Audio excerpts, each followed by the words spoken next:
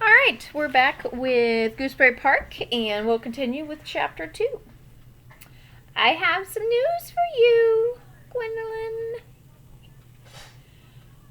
Wonderful, wonderful news. First, tomorrow should be a high of 52 degrees and partly sunny. Excellent, said the crab. So kind of you to watch the evening weather report while I'm napping, dear. So kind. Oh, I do love the weather. I am nearly certain I was a sheep in a past life. Sheep are very weather sensitive, you know. I didn't know, said Kona. And guess what else, Gwendolyn? Sunrise at 6 o'clock, said the crab. No, said Kona. Babies. Babies at 6 o'clock? Oh, no, just babies, answered the dog. Real babies. Well, not real babies like dog babies. Real babies like squirrel babies. Stumpy Squirrel is expecting. You don't say, answered Gwendolyn. Any day now, added Kona. Lovely, said Gwendolyn. She's building a new nest in a pin oak on the east side of Gooseberry Park, and she's organizing her collection. How exciting, said the crab. She dashed about like I'd never seen her dash before, Kona continued. And you know how Stumpy can dash. Oh, I do, said Gwendolyn. You've mentioned it many times. Yes, I suppose I have, Kona answered. Every time I see her now, she's running in circles with a mouthful of rubber bands or ice cream stick or maple leaves or... The nesting instincts, said Gwendolyn, waving her claw in the air. Happens every time. Gwendolyn explained to Kona all about the nesting instinct, and as the night lengthened, the two friends talked on. Kona was glad to have Gwendolyn share his excitement about Stumpy's new babies. Kona's favorite animals were squirrels and hermit crabs. He wasn't terribly fond of dogs, though. Dogs could be rude and loud, and leave it to a dog to tell everyone your secrets. Squirrels never told secrets, nor did hermit crabs, especially ones who had been reincarnated 17 times. Gwendolyn let Kona dream about the prospect of being an uncle. She smiled with affection as he explained the way he thought young squirrels should be raised. She laughed when he predicted he'd have the children catching a frisbee between their teeth by July. Babies were on the way, and it was exciting. Chapter 3. Chapter 3 is called Friends. Kona had been born in the family room of a 5th grade teacher on Paradise Lane.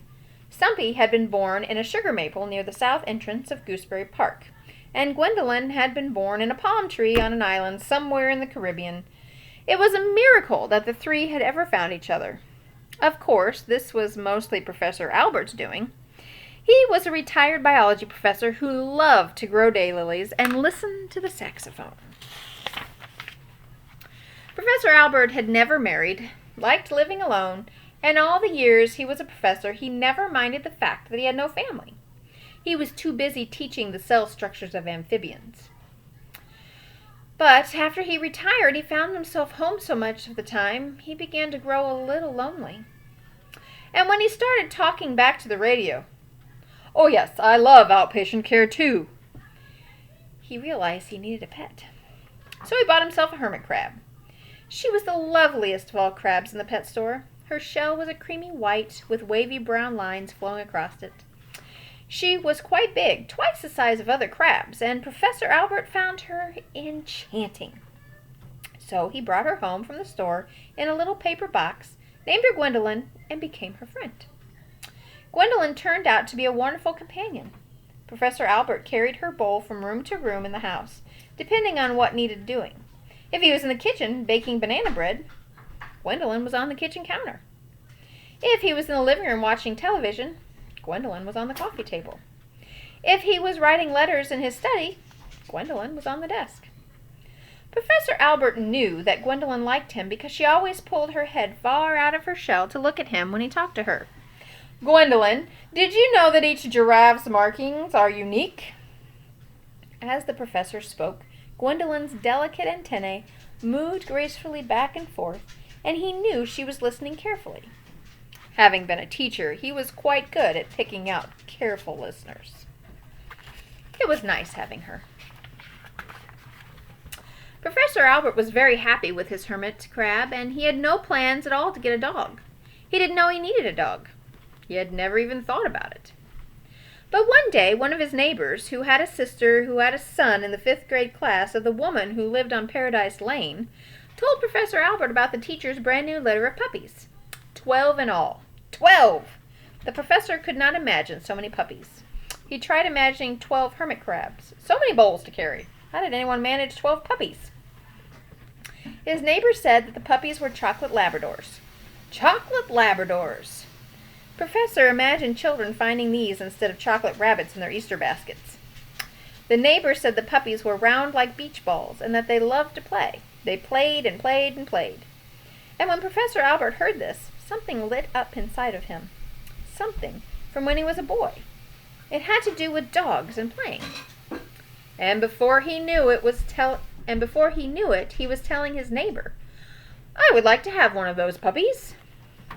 So Professor Albert found himself in the family room of a 5th grade teacher on Paradise Lane with 12 fat little puppies running all over him and all over each other and all over everything else in the room. He was delighted and overwhelmed and could hardly catch his breath. And he wondered how he would ever choose just one puppy from so many.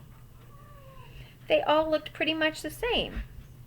Should he just pick one up and go? But as he was trying to figure all this out, one of the happiest puppies crawled into his lap and stayed. It stayed and stayed and stayed. The other puppies romped across the room, licked his face, and ran off somewhere else. But this puppy stayed. The 5th grade teacher said to Professor Albert, "Of them all, that's the one who likes to be held the most. He likes company. He'll be glad when he's the only puppy somewhere."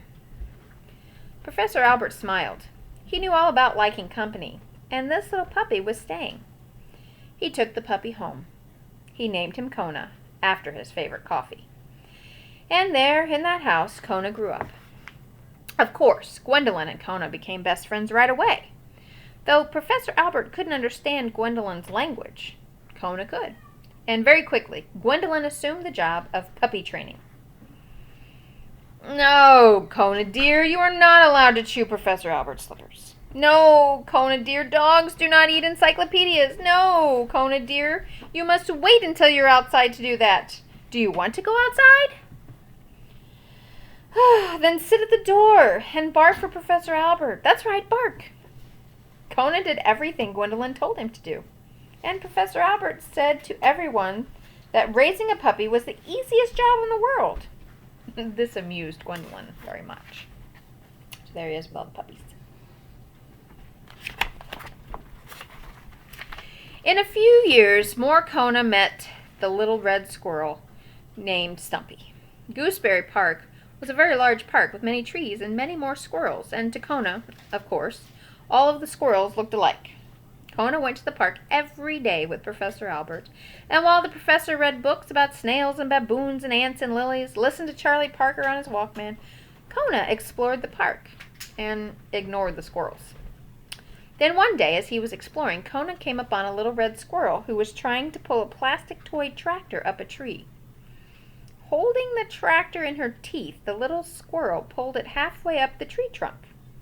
The tractor slipped and crashed to the ground.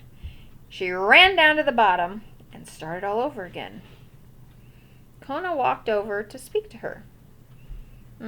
Perhaps if you push it," he suggested as the squirrel began pulling at the tractor yet again. The squirrel opened her mouth. "What?" The tractor crashed. "Oops," said Kona. "Sorry." The little squirrel ran down to try once more. "It's for my collection," she said to the dog. "I haven't anything this big. Do you know what it's called?" "A tractor. I've seen them on television," Kona answered. "Television?" asked the squirrel. Kona sometimes forgot the world really did have wild animals in it. He couldn't imagine anyone not knowing what a television was. "Never mind," said Kona. "I simply suggested you push it. Put your paws on the back and roll it up the tree, just like a boy would." "Good idea," said the squirrel, and she pushed the toy tractor all the way up the tree trunk and into the nest. She disappeared inside and was gone for several minutes. Kona started to walk away. "I'm Stumpy." The squirrel's little red head popped out of her nest just as the dog was leaving. "I'm Kona," called the Labrador, happily turning back. "What else do you collect?" And that is how Kona met Stumpy. He visited her tree every time Professor Albert took a park bench nap, which was quite often. And from Stumpy, he heard tales of life in Gooseberry Park, which he reported back to Gwendolyn, who commented on them as most elderly animals will. "Leave it to a raccoon to make a mess of things. Oh, yes, indeed, crows are quite the smart ackles." I don't even know what that is. "There's nothing like a young possum to warm your heart. Oh, thank goodness for rabbits." These comments Conan took back to Stumpy, and in this way they all became friends. It was a fine life. A life just right for babies.